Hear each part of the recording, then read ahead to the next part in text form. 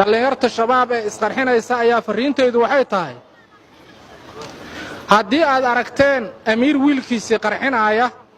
ama amiir isagu isqarxinaya haddaad aragteen waa iga jawaabi kartaa laakiin amiirka wiilkiisii inuu dibadda waxbarasho ugu diro dalka jaamacad ka geeyo dawladda dhulkay joogta iyo dawladaha dawlad goboleedyadu murtadiin waaye yiraahdo xaaskiisay ilmihiisana geysto oo ku biilo waxa way adinkana duurka inta la inku haayay hadba mid sida ariga la soo qabtay la yiraahdo isqarxi janno Allahu akbar amiirkiina hadda gadaalow jira waxaba jannadaas kama jiraan aniga waxaan kula tali lahaa jannada waa loo kala hormaraa amiiradu ha u soo hormaraan saraakiishooda jannada sidaas lagu yaqaanay dhalinyarada la khaldaayo waxaan u sheegayaa ujeedada isqarxinta Soomaaliya iyo fakarka shabaabku in uusan ahayn fakar diin iyo caqiido ku salaysan cid kasta oo arintaas maqasha oo qof shabaab taqaan inay iga gaarsiidaan codsanaya hadday awoodo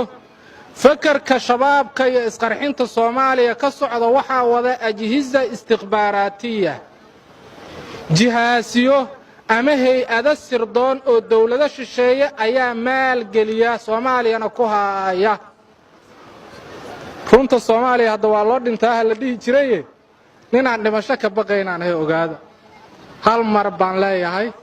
Soomaaliya waxay u dagi laadahay shabaab ma aha shidaalka ku jiray u dagi laadahay khayraadkeeda dawladaha raba inay ka heshiyaan shidaalka awood bay isku sheeganayaan awooddaas ilaa kala gaaro ama heshiis laga gaaro maalin shabaab la soo hubaynayaa maalin magaciisa kala la hubaynayaa qofkii runta sheegana waa la iqtiyaalaya Soomaaliya in la isku bixiyo Soomaaliya la isku magaciiseeyo anu xal inay tahay uma arko annagu waa isdifaacaynay welina waa isdifaaci doonaa cid kastoo naga xad gudubto shabaabka laakiin waxaan kula talinayaa haddii la yiri waxaad la dagaalamaysaan murtadiin iyo shisheeya la dagaalamaysaan ciidamada ajnabiga ah oo Soomaaliya jooga fiisaha dalku galka ah oo ay Soomaaliya ku joogaan isqarxinta iyo shabaabka weeyaan haddii qaraxa iyo dhibaatada Soomaaliya ka socoto ay joogsato oo ay dhamaato ma dhacayso in ciidamada ajnabiga sii joogaan waxa taa tusaale igu ah waxa jooga Soomaaliya ku dhawaad 40,000 ayaa jooga oo ciidamo ah ma shabaab la dagaalamaan oo shabaab qabtaan ma qaban ujeedo lagama laha waxa aan rabaa waxa weeye waalidiinta iyo dawlad goboleedka galmudug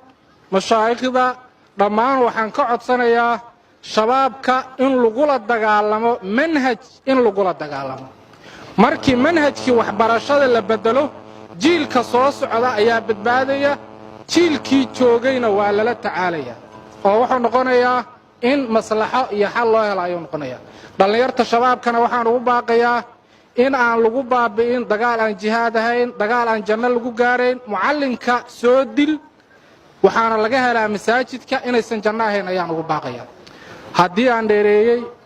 madaxda mashaayikhda mar labaad waxaan ka codsanayaa in ay iga raalli